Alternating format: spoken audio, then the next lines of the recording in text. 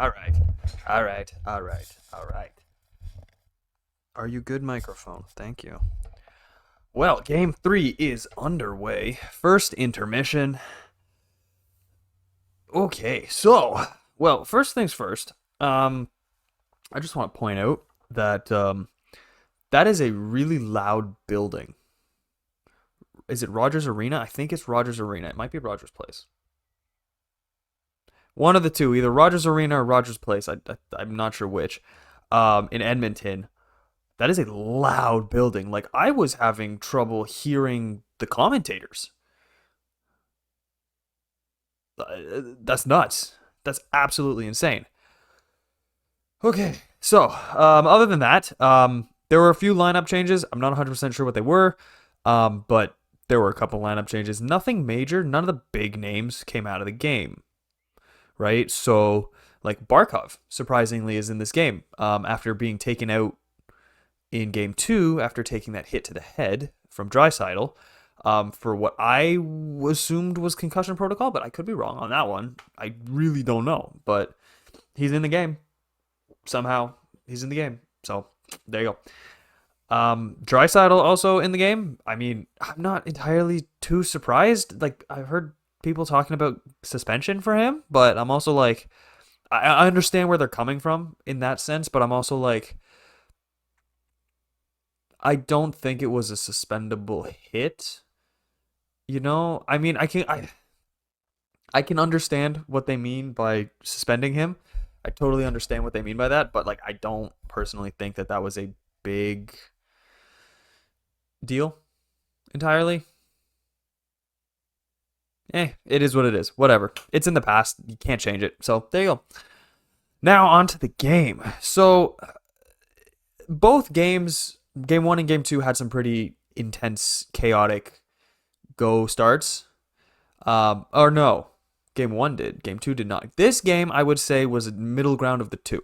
It wasn't quiet, but it wasn't chaotic. It was a generally like calm but going opening to the game. Um, Not much really happened overall right at the start. Eventually, though, we get somewhere in there, and Ryan Nugent-Hopkins gets called for interference. That's interference. The puck is well gone. The puck has gone out of the play, and he takes a guy out. That's interference. Into the box he goes. 2 minutes for a penalty. Now on the power play for Florida. A couple of great chances for the Oilers. The Oilers got two really good chances shorthanded, and wow, I was genuinely very impressed with that one. It was really good. But penalties killed off, scores 0-0, completely fine. Again, continues on, kind of quiet period, not a lot happens, and then Barkov shoots the puck over the glass. That's a penalty in the box. Delay of game. They called this one. To be fair, I did see somebody somewhere actually explain how it worked compared to game two where they didn't call it, but I'm not 100% sure if I believe that. So I'm just going to say they called this one puck over the glass. They didn't call the other one puck over the glass. They did call a puck over the glass in game two, though. Either way, Edmonton goes to the power play. And again, a couple of really great chances for Edmonton. Like, really good chances. Like, Draisaitl had a beautiful chance, but Bobrovsky was just right there. I don't want to say he was squared up because he was moving when he made that save, but like he had that puck fully tracked all the way. He had his eye on it. If that went in, it would have had to have been tipped off something. Right? And then, again, a little bit quiet, but then we get another penalty on Florida. Brendan Montour. Is it Brendan Montour or Braden Montour? I'm just going to say Montour. He goes to the box for slashing. And at first when I watched and saw him going to the box, I was like, oh, that's for roughing. Like, just looking at what he did with Zach Hyman there, like, that's for roughing. But then they showed the replay. And I go, oh, that's why it's slashing. Right? Before even all that scuffle happened right up against the boards with Zach Hyman, Brendan Montour. I'm just gonna say Montour. I'm not even gonna try and say his first name. It's either Braden or Brendan. I don't know, or Brandon. I really don't know.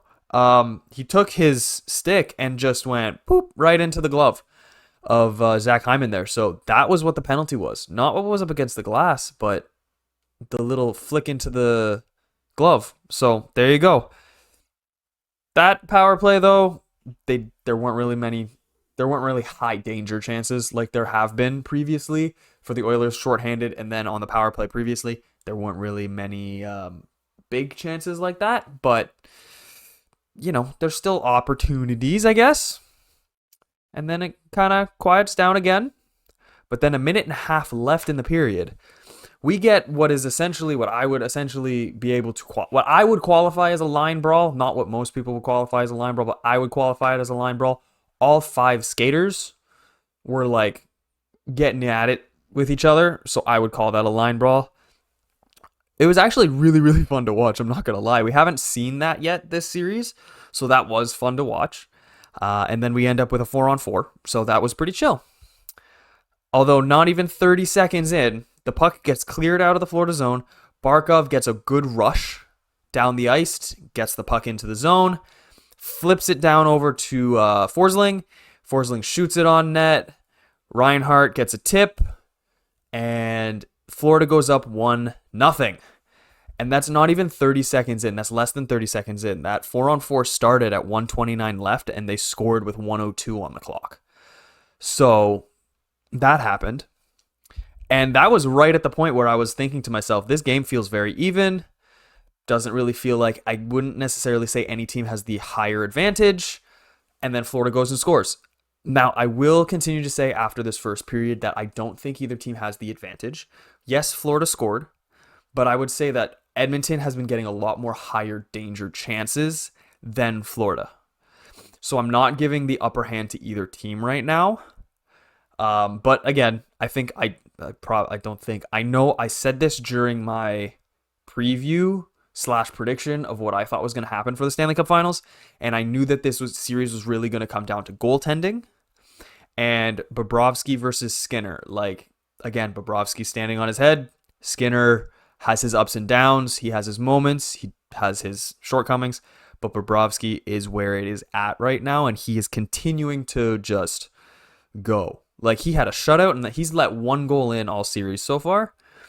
So I give the edge to Bobrovsky over Skinner 10 times out of 10. 10 times out of 10. So there we go. First period is up. We're looking now towards the second period, and I'm very curious to see how Edmonton is going to respond, because after that goal, that building got quiet. So it's going to be interesting. All right, let's go watch the second period, and we will come right back.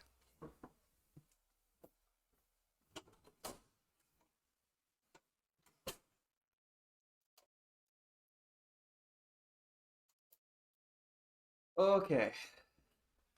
So, second period is done. Let's talk about it. All right, so that 4-on-4 finishes. Both teams get some decent shots. They get some looks. Nothing comes from the 4-on-4. But just under 2 minutes into the period, Henrique springs Fogle on a beautiful breakaway. He roofs it just over top of Bobrovsky's glove. Glove? Yes, his glove. Glove side. I couldn't remember what side it was. Just roofs it. Glove side. Tie game. Less than 2 minutes into the second period. And I'm sitting there and I'm going, it seems pretty even, right? Seems pretty even. And from that moment on, those little battles, right? Remember that line brawl that happened in the first period? Those kind of line brawls, those little battles that happen after the whistle and the physicality and stuff, the little pushing and shoving, it's starting to pick up. And now we're starting to see that physicality that we've been looking for. And that is pretty exciting because, I mean, with the way that this period ended, it's going to be interesting to see how much that continues. Anyway, let's keep going. So there's a lot of back and forth that goes on. And when I say a lot of back and forth, I mean a lot of back and forth. So let me just check this out here. So the time of Fogel's goal was 1:49 into the period. The next goal didn't happen until 9:12 into the period. So there was a lot of back and forth going where both teams were just kind of getting their shots, getting chances, but it just wasn't going into the net until a huge mistake by Stuart Skinner is made. He goes behind the net to try and play the puck. It doesn't work out. It bobbles and bounces. Tarasenko ends up with the puck on his stick, and he gets it in the net, and Florida is now up 2-1. Now, I just want to quote Steve Dangle here. If you're a goaltender, tend the goal, right? Like, I understand trying to play the puck and everything, but it's, like, not quite the moment for it. I understand trying to play the puck. That's not what I meant. Like, the moment. What am I saying? I understand trying to play the puck, but if you can't control it, just leave it and let it go, right? Skinner wasn't able to get a hold of it, and he just kind of stayed there until it was too late, right? And then from then, I would say, looking again at these timestamps here, we got about another 4 minutes of just kind of back and forth until the Oilers try and go for a clear. They can't control the puck. And then Tkachuk sends it over to Bennett, and he roofs it literally roofs it. Like, it hit the very roof of the net. Florida is up 3-1. There you go. Right? There you go. Couple minutes later, and by couple minutes later, I mean not even a couple minutes later, we get a 2-on-1 for Florida. Barkov takes the shot off of a pass from Evan Rodriguez, and now it's 4-1 for Florida, right? So the two goals happen less than 2 minutes apart, and that's 3 goals, putting Florida up 4-1. It was 1-1, but then from the moment that second goal went in for Florida until the moment that fourth goal went in for Florida was just about, I think, 6.5 minutes or so. So Florida has really been picking it up, and it kind of feels like that ice is tipping for Florida. Not saying that Edmonton has been playing badly, right? They have been making some mistakes, which is where those goals have been coming from. They've been trying to cheat offense a little bit, and that's been costing them. But Florida's defense has really picked up. Florida's defense has really picked up and shut down Edmonton. It really has. It really, really has. And, I mean, I said it in the first period, and I said it a while ago, but goaltending. Bobrovsky versus Skinner. Bobrovsky's going to win that battle 10 out of 10 times. That's just how it's going to go. Okay, so we are getting close to the end of the period here, right? It's kind of back and forth. Kind of feels like Edmonton's starting to pick it up a little bit, kind of getting their groove back a little bit. And then we get some penalties called, right? Just about 2 minutes left, right? Corey Perry gets called for goaltender interference, which makes sense. He sat on Bobrovsky, literally sat down on Sergei Bobrovsky, and Sam Bennett for roughing, which makes sense because, he did. It took probably 1.5 to 2 minutes to 2.5 minutes maybe to actually get Corey Perry off of the ice because he was lying down. Now, do I think they would have normally called penalties on that? Not necessarily. I think that the refs here are trying to go more for game control, trying to keep everything under control, because we've seen it number of times again. If refs don't call those penalties, then the game just gets out of hand and it just gets ugly, which you don't want to see. However, I will say that stuff that was said there was hilarious, right? Corey Perry is heading to the box, and he's trying to figure out why he's going to the box, and it's hilarious. And so the ref turns his mic on to announce the penalties, and Corey Perry is just screaming at him, trying to figure out why he's supposed to be going to the box. And the ref goes, and I made sure I quoted this. He says, "Edmonton number 90, sit down, please." I'm sorry. I'm sorry, but that's really funny. And then we find out that it was for goalie interference, and Corey Perry's reaction is like he like laughs at it. He laughs at the penalty, right? So again, I think that that was more for game control to try and make sure it doesn't get out of hand, but we'll find out later. And then we end the period with a 4-on-3 for Edmonton. Ekblad gets his stick up in somebody's hands, hooking. He goes to the box. It's a 4-on-3 for a handful more seconds in the third. So that's kind of where we ended the second. We got the third period left. It's looking like Florida is going to be taking a 3-0 lead in this series. But, I mean, there's still 20 minutes left of hockey to play. I am a neutral watcher of these two teams. I'm not really rooting for either or, right? I'm not a major fan of either or of these teams, so I'm not, it's kind of fun watching as a neutral player. It's kind of cool. So we still got 20 minutes left though, right? There's still a third period left, so anybody could take it. Let's see what happens. Here we go. Third period.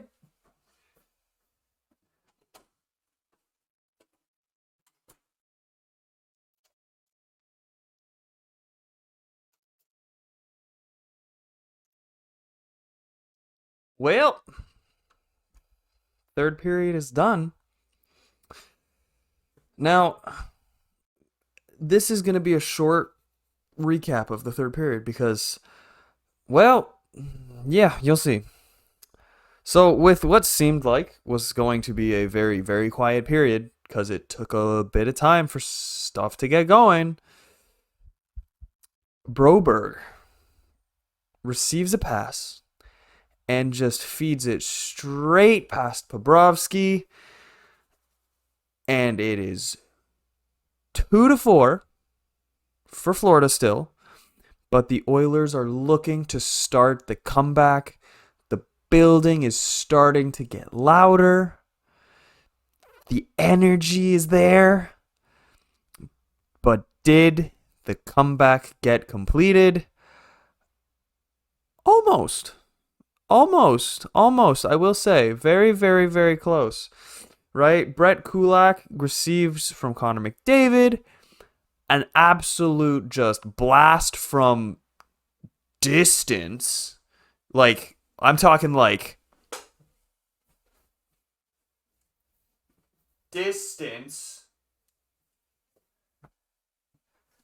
And you get, who was it that had it? McLeod with just the sneaky little tip right through the air past Bobrovsky. 3-4. It looks like Edmonton's going to do it. They pull Skinner. They can't get it done. The Florida Panthers, I was about to say the Florida, and then just stop. Florida Panthers just stuff them. They do not let anything get past. Bobrovsky keeps everything out of the net. Florida actually comes like inches away from getting an empty net goal. Like inches. Like I literally thought it was going to end 5-3. I was like, yep, there it is, 5-3, empty net goal. But it just, the spin on that puck just kind of pulled it just to the side. And there you go. And as I thought it was going to be, at the end of the second, the Florida Panthers have taken a 3-0 lead in this series. They are one win away from winning the Stanley Cup in a sweep. I did not expect that to happen. That's nuts. Wow.